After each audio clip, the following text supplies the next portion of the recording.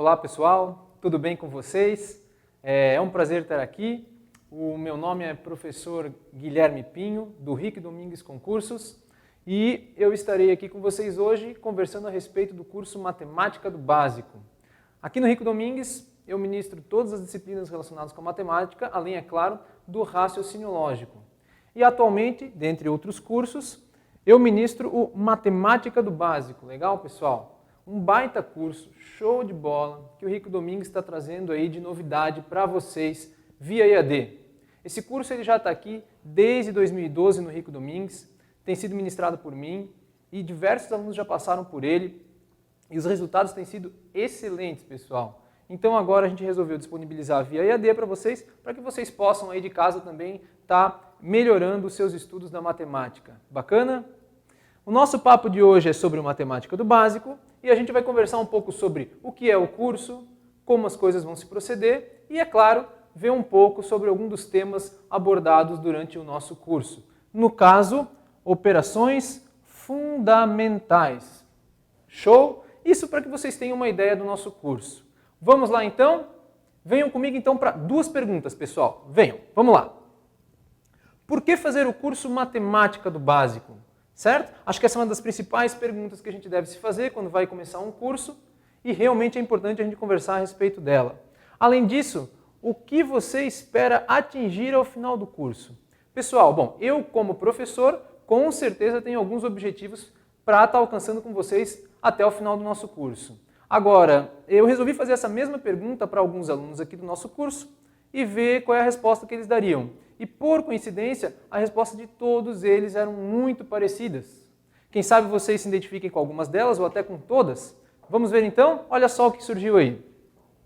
Dificuldade. Bom, ao fazer essas perguntas para alguns alunos, eles me colocaram que para eles, para alguns deles, a matemática era uma matéria difícil, complicada, com muitas regras. E, bom, pessoal, isso aí é uma coisa que às vezes o aluno vem desde o segundo grau, desde o ensino fundamental, sedimentando esse pensamento de matemática ser uma coisa difícil, né? Tanto que na hora da prova, às vezes vocês se deparam com alguma questão mais difícil na matemática e aí ela parece, o que está mostrando na nossa foto parece um monstro, né? Parece que quando chega a questão de matemática, a gente tem que desviar dela, que é complicada, é difícil. E, pessoal, é uma ideia bem errada. A matemática é uma matéria muito gostosa, muito pelo contrário. Só que, para que nós comecemos a achar ela gostosa, a gente tem que começar a aprender devagarzinho, se acostumar com ela, sentir a presença dela, esses conceitos básicos. E, aos poucos, quando a gente vai se acostumando com ela, ela vira bem gostosa, porque é muito satisfatório.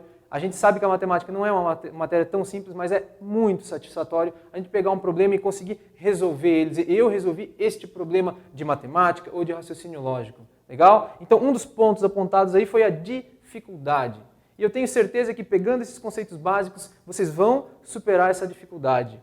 Outro ponto extremamente importante para quem trabalha aí com provas de concurso é agilizar a resolução das questões. Pessoal, num concurso, em média, nós temos aí 3 minutos por questão e a matemática, via de regra, toma um pouco mais do que isso do tempo de vocês. Então, quanto mais vocês treinarem, quanto mais vocês repetirem exercícios e mais tiverem a base da matemática forte, mais rápida será essa resolução de vocês na hora da prova. E para o concurseiro, o maior ativo que a gente tem é o quê? É o tempo, legal? O tempo de estudo e, principalmente na hora do exame, o tempo de prova.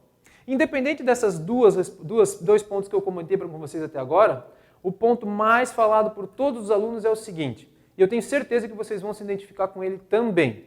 Olha lá, ó. Não errar questões em prova. Pessoal, hoje mesmo eu estive dando uma aula aqui no curso e, na verdade, em todas as aulas que eu dou, eu noto que eu posso passar um bom tempo falando da matéria e eu vejo que todos os alunos, eles entendem essa matéria. Aí, quando eu deixo eles resolverem alguns exercícios, o que acontece? Eles não conseguem chegar numa resposta. Automaticamente, o que ele pensa? Opa, não entendi o que o professor me falou. E não acontece isso, na verdade. O que acontece? O aluno não tem a prática com as operações básicas da matemática, frações, adições, divisões, entre outros. E aí, o que acaba acontecendo? Ele consegue estruturar todo o problema de acordo com o que a gente explicou, porém, o que ele não consegue resolver? As operações básicas. Legal? Então, assim, errar a questão em prova por causa da matemática básica, pessoal, dói demais quando a gente vê o gabarito. E então, se a gente reforçar essa matemática básica, certeza, vai cada vez estar mais próxima a nossa aprovação. E essa é a ideia, é não errar mais em prova para conseguir essa tão sonhada aprovação no concurso público, ok? Vamos lá. Eu, como professor, como eu disse, eu tenho alguns objetivos com vocês. E alguns estão aqui elencados. Então, o aprendizado dos conceitos básicos da matemática, treinar a repetição de exercícios base, acelerar a velocidade na resolução dos exercícios e sistematizar e organizar o raciocínio. Certo, pessoal? Esse curso é um curso montado para a gente entender muito bem os fundamentos da matemática e treinar muito a repetição de exercício. Alguns alunos aqui, até um pouco mais avançados, já têm uma matemática bacana, eles vêm também para quê? Para treinar mais e acelerar cada vez mais a resolução dos exercícios na hora da prova. Também é um grande objetivo com esse curso. Porém, o que eu acho mais importante, o que eu mais quero com vocês nesse curso é este último aqui, ó. Sistematizar e organizar o raciocínio de vocês. Ao longo de todo o curso eu vou estar tentando fazer passo a passo, elencar sequência de atividades que vocês devem realizar para não estar errando esses tipos de problema em prova. Bacana? E nessa ideia de treinar bastante a repetição através dos exercícios, a lista de exercícios que vocês vão ter na apostila assim que contratarem o curso, elas estão divididas sempre em 3 níveis de dificuldade. E eu organizei toda a apostila dessa forma. Por quê? Vocês vão ter os exercícios de iniciação, aperfeiçoamento e aprofundamento. Qual que é a lógica? A quantidade dos exercícios eles são decrescentes, ou seja, nós teremos mais exercícios aqui e menos aqui. Porém, os de aprofundamento com certeza terão uma dificuldade maior. Ou seja, o aluno vem desde os exercícios mais básicos treinando, entendendo a base daquela matéria, para chegar aqui nos de aprofundamento um pouco mais complicado e trabalhar com maior segurança. Show? Outros 2 pontos que eu ainda quero comentar é, durante todo o curso, assim que eu julgar necessário, eu vou estar trazendo para vocês o que aí, ó, listas extras, com questões de provas e concursos, sempre que tiver a ver com a matéria da aula em questão, para que vocês em casa estejam, né, como um adendo, um extra para vocês, trabalhando esses pontos também. E, enfim, 2 simulados, certo? Vocês terão 2 simulados aí dentro do curso que vocês contrataram, e o grande diferencial que o Rico Domingues traz para vocês é o que? Não são apenas 2 simulados, são 2 simulados corrigidos. 2 simulados corrigidos por mim, pessoal. Eu estarei aqui gravando para vocês todas as questões do simulado, comentadas, a resolução, 1 ou 2 ou até 3 possibilidades de resolução diferente, para que vocês aí em casa estejam reforçando cada vez mais o estudo de vocês, legal? E tirando as dúvidas que sobraram. Vamos ver aí então um pouco sobre o curso? Olha lá então. A primeira matéria que a gente vai tratar é uma introdução aos conceitos básicos da matemática. Venham comigo aqui. Olha só, números decimais. O sistema decimal ele é posicional, isto é, o valor do algarismo depende da posição que ele ocupa no numeral. Vamos entender isso aí? Olha só, nós temos aqui o que nós já vimos lá desde o ensino fundamental, ó, as unidades, dezenas, centenas e unidades de milhar. Na matemática, o nome que isso recebe é o nome de ordens. A gente chama de casas, né? Mas o nome bonito é ordens. Então temos as ordens aqui elencadas, que a gente já conhece desde lá do ensino fundamental. E aqui o que diz o texto para nós? Que o valor do algarismo depende da posição que ele ocupa. Vamos pegar um exemplo para entender isso? Olha lá. O exemplo que a gente tem aqui é um número 1111. Legal? Número 1111, os algarismos já estão posicionados nas suas respectivas casas, nas suas respectivas ordens. E a gente vai analisar um pouco esse número. Se eu colocasse isso aqui sem ter essas casas em cima e também não dissesse que é o número 1111, o que vocês poderiam pensar? Ah, eu tenho 4 algarismos 1 solto. Mas quando eu coloco nessas casas, eles têm valores diferentes. Olha só, com certeza esse algarismo 1 que está na unidade de milhar, ele com certeza vale mais do que esse algarismo 1 que está na centena. Que com certeza esse algarismo 1 que está na centena também vale mais do que este outro que está na dezena. E sucessivamente, o 1 da dezena, com certeza uma dezena é maior do que uma unidade. Legal? Então essa é a ideia de que o valor do algarismo depende da posição que ele ocupa. Ainda nos números decimais, leiam comigo, cada ordem vale 10 vezes a ordem que está imediatamente à sua direita. Vamos parar por aqui? Então cada ordem vale 10 vezes a que está imediatamente à sua direita. Ou seja, vamos observar o que surge aí no slide? As unidades de milhar valem 10 vezes as centenas, que valem 10 vezes as dezenas e que, respectivamente, valem 10 vezes as unidades. Legal? Essa é a ideia de que cada ordem vale 10 vezes a que está imediatamente à sua direita. Continuando a frase, diz assim, ó, ou cada ordem é a 10ª parte da ordem que está imediatamente à sua esquerda. Vamos ver então isso? Como aparece aqui, as unidades elas valem a 10ª parte das dezenas, ou seja, eu pego a unidade e faço o quê? Divido por 10. Da mesma forma, divido por 10 para chegar nas centenas e divido por 10 para chegar nas unidades de milhar.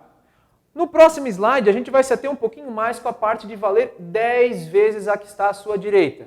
Vamos comigo? Olha só. Cada ordem vale 10 vezes a ordem que está imediatamente à sua direita. Já vimos isso. Então, olha só, já vimos também isso aqui com certeza no ensino fundamental. Prestem atenção. Se vale 10 vezes, uma dezena vale quantas unidades? Olha lá, 10 unidades. Vale 10 vezes a que está à sua direita. Da mesma forma, uma centena vale quantas dezenas? 10. Tranquilo, tranquilo, já vimos desde lá do ensino fundamental essa parte. Vamos para um próximo exemplo? Tudo bem, vimos da centena para a dezena, vimos da dezena para a unidade. Agora, e se nós perguntássemos assim, ó, uma centena, quantas unidades vale? Bom, se uma centena vale 10 dezenas e uma dezena vale 10 unidades, logo uma centena vale 10 vezes 10 unidades. E 10 vezes 10 é quanto, pessoal? 100. Começamos aí com um assunto tranquilo, para a gente ir entendendo um pouco das casas e vamos evoluindo no decorrer do nosso encontro hoje. Olha lá, números decimais. Se prosseguirmos com o mesmo padrão, criando ordens à direita da unidade, teremos o quê? Temos aqui a unidade, em vermelho, e até agora a gente estava vendo ordens, casas à esquerda. E agora a gente começa a criar casas à direita, e aí surgem nomes novos, legal? Logo depois da unidade surgem os décimos, na sequência centésimos e depois os milésimos. Nomes diferentes, mas nada mais do que a gente já está fazendo, são ordens. Agora, o que eu trouxe esse slide para vocês observarem? Quando nós criamos ordens à direita da vírgula, surge o que eu acabei de falar, justamente isso, a vírgula. Quando criamos ordens à direita da unidade, entre estas ordens e as unidades tem a vírgula. E a vírgula, pessoal, é uma coisa assim que diz para a gente, separa o quê? A parte inteira da parte decimal. Ou seja, diz que à esquerda eu tenho a parte inteira do número e à direita eu tenho a parte decimal. Ou seja, quando eu falo número decimal, na hora me vem a vírgula à cabeça. E a parte decimal é a parte à direita da vírgula. Se eu não tiver essa parte, com certeza eu não terei um número decimal. Legal, pessoal? Vamos adiante, então. Agora vamos trabalhar um pouquinho com essas duas operações fundamentais, as duas primeiras que nós sempre vemos, adição e subtração. Vamos lá? Adição. As palavras-chave para essa operação é acrescentar, incluir, aumentar. Legal? É a ideia intuitiva do que é adição. Já na subtração, temos aí a figura do porquinho e toda vez que a gente quebra ele, a gente já sabe por que está quebrando. A gente está quebrando com certeza aí para extrair, retirar, diminuir alguma coisa que eu tinha lá dentro, certo? Bom, depois de ver o que é cada uma dessas duas operações, vamos começar aí a parte prática. Olha lá, adição e subtração com vírgula, passo a passo. Pessoal, esse passo a passo de como está realizando, posicionando os números e realizando as operações, para que a gente não erre o resultado na prova, nós vamos fazer ao longo de todo o curso. Como eu falei para vocês, o meu principal objetivo é sistematizar e organizar o raciocínio de vocês. Através do quê? De um passo a passo. E a gente vai fazer sempre isso com todas as operações e pontos que nós trabalharmos aqui no curso. Legal? Vamos ver esse passo a passo comigo então? Olha lá. Posicionar vírgula sob vírgula. Segundo passo, posicionar ordem sob ordem. Ou como eu já falei para vocês, casa sob casa. Passo 3, preencher os zeros que faltam. E por fim, somar ou subtrair normalmente. Vamos pegar um exemplo para a gente entender melhor esse passo a passo. Olha lá, busque a seguinte soma e temos esses dois números para serem somados. O primeiro passo dizia para mim o quê? Posicionar vírgula sob vírgula. Está lá já para vocês no slide. Depois de posicionar vírgula sob vírgula, eu vou escrever a parte inteira do primeiro número e a parte decimal dele. Agora, quando eu for escrever o abaixo dele, eu tenho que prestar muita atenção em posicionar casa sob casa. E vocês fazendo isso com cuidado, posicionem a parte inteira e depois posicionem a parte decimal. Tendo feito esse posicionamento, a gente começa aí a nossa adição? Não. A gente preenche os zeros que faltam. Vamos começar a adição então? Olha lá. 0 mais 1, 1. 2 com 7, 9. 5 com 9, quanto é que dá? 14. E quando a adição, a soma passa de 9, ou seja, de 10 para cima, a gente coloca o algarismo da unidade embaixo e o da dezena lá em cima. Então, 1 mais 4, 5, com 8, 13, sobe 1. 1 com 3, 4, com 9, 13, sobe 1. 1 com 2, 3, com 0, 3. E 1 com 0, 1. E finalizamos a nossa adição. Legal, pessoal? Só lembrando que na adição, se vocês quisessem somar 2, não só 2, 3 ou mais números ao mesmo tempo, sem problemas, a adição permite com que vocês façam essa soma simultaneamente. Já as outras operações não permitem esse tipo de operação. Vamos para a subtração então? Olha lá.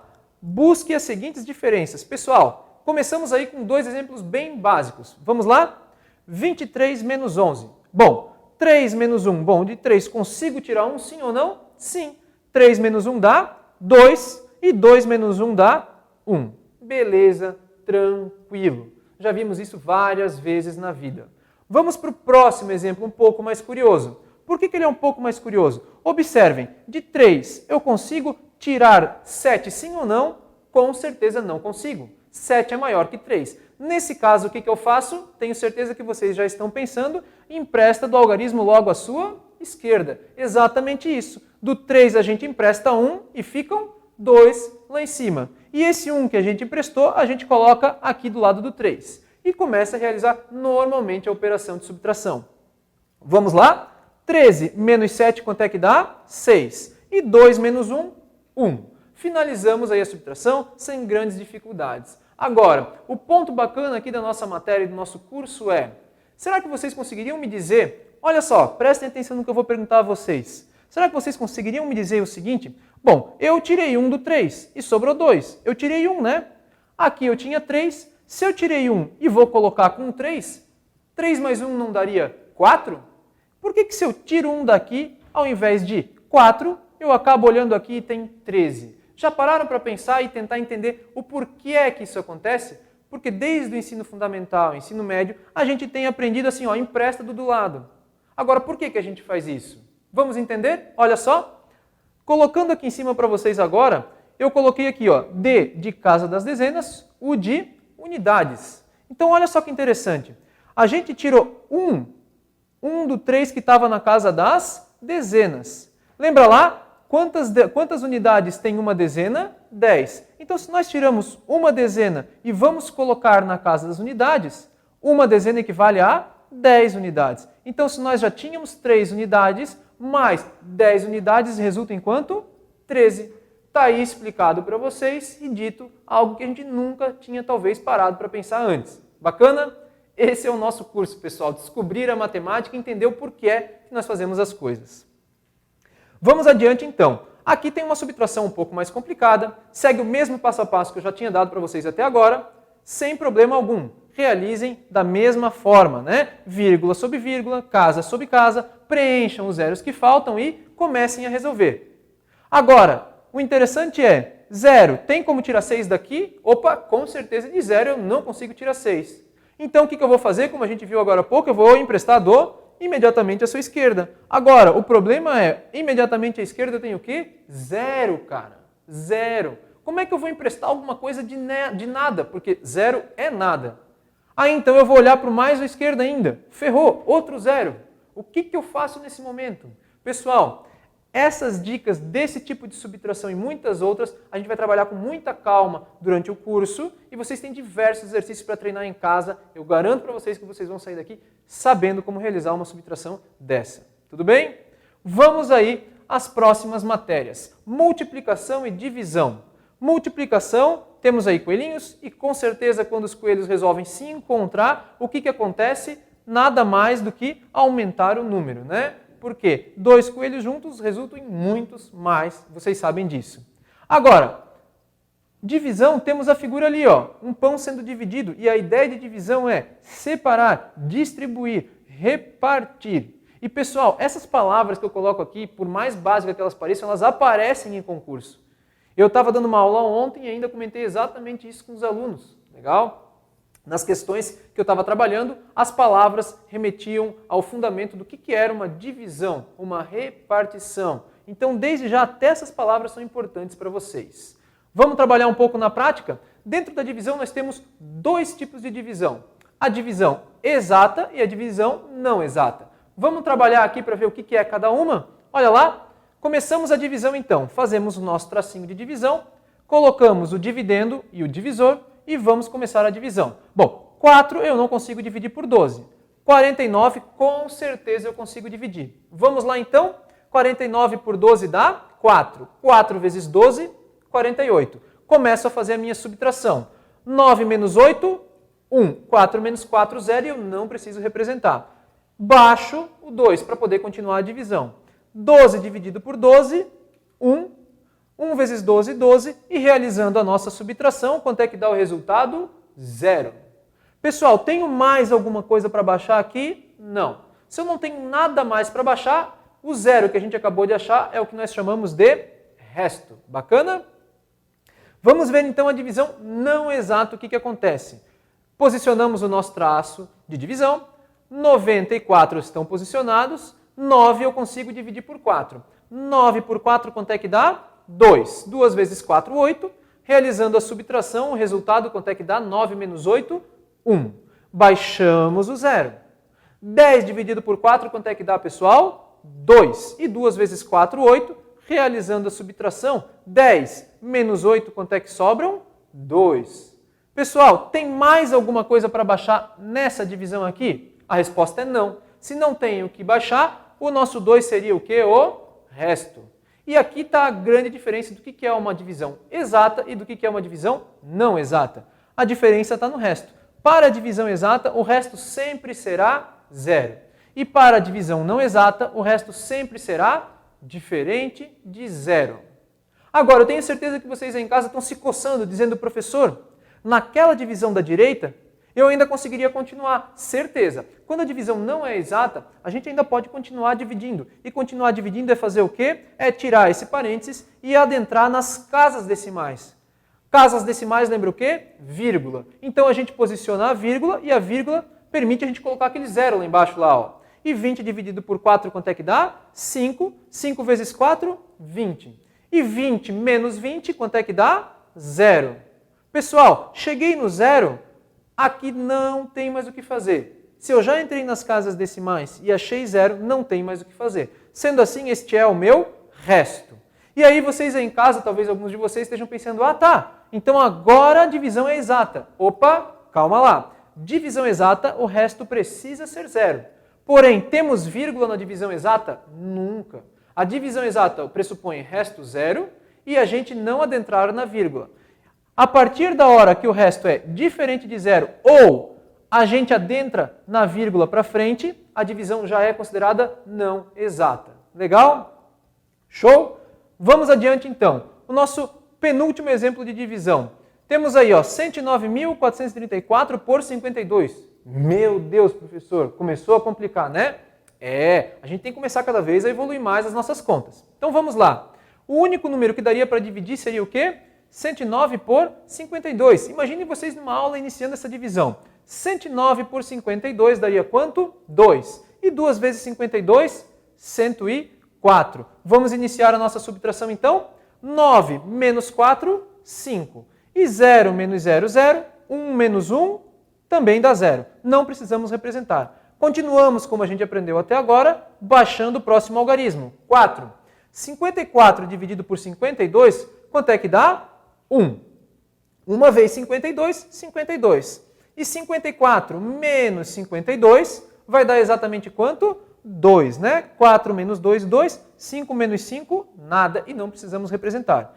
Para continuar, baixamos o próximo algarismo. Vamos lá? Baixei o 3. Agora, de novo, 23 eu vou dividir por 52. Então, 23 dividido por 52 dá... E nessa hora, vocês se pegam pensando, mas espera aí, 23 não dá para dividir por 52. Nessa hora, se vocês estivessem resolvendo o exercício numa prova ou na sala de aula, surgiria o quê em vocês? Uma dúvida. Espera aí, eu já baixei um algarismo e ainda assim não dá para dividir? O que será que eu faço, né? E você, como um concurseiro ou um estudante perspicaz e dedicado, o que vai fazer? Vai começar toda uma investigação, né? Poxa, eu já fiz isso, será que eu errei algum cálculo? Eu não errei? E vocês percebem que não tem erro no cálculo. E vocês já baixaram o algarismo. E nessa hora, depois de uma pequena investigação, vocês se deparam com alguns caminhos a serem tomados. Dentre eles, talvez, se eu já baixei um e não deu, quem sabe eu baixe o próximo 4, né? Quem sabe não dê certo. Nessa hora o professor diz assim, tudo bem, eu acho que vocês estão um pouco atrapalhados com essa divisão. Vamos ver um próximo exemplo então? Olha lá, o próximo exemplo que ele dá é esse. 23 dividido por 1111. Aí vocês pegam, olham para o exemplo, olham para o anterior e digam assim, não, peraí, mas se 23 eu não dividia por 52, quem dirá dividir 23 por 1111? Cara, não dá para fazer. O que eu invento agora? Nessa hora, o que acontece? Vocês colocam a mão na cabeça, se encostam na cadeira e dizem, ferrou, cara.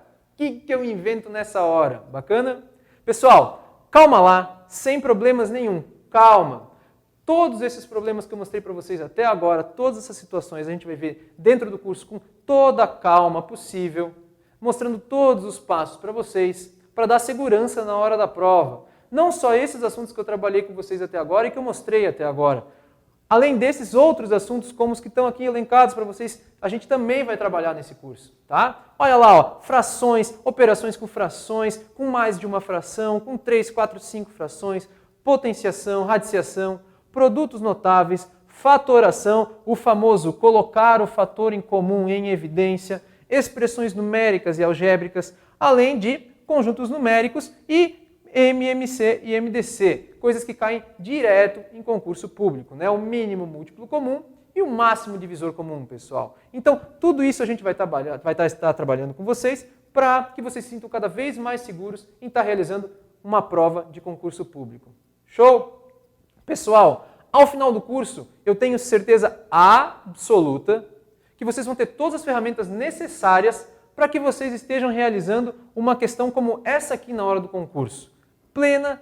Tenho plena ciência de que vocês vão ter todas as ferramentas possíveis. Uma questão de uma banca que realiza diversos concursos como a FCC, no caso era do Tribunal Regional Federal, e uma questão que, vamos lá, né? Uma questão de peso.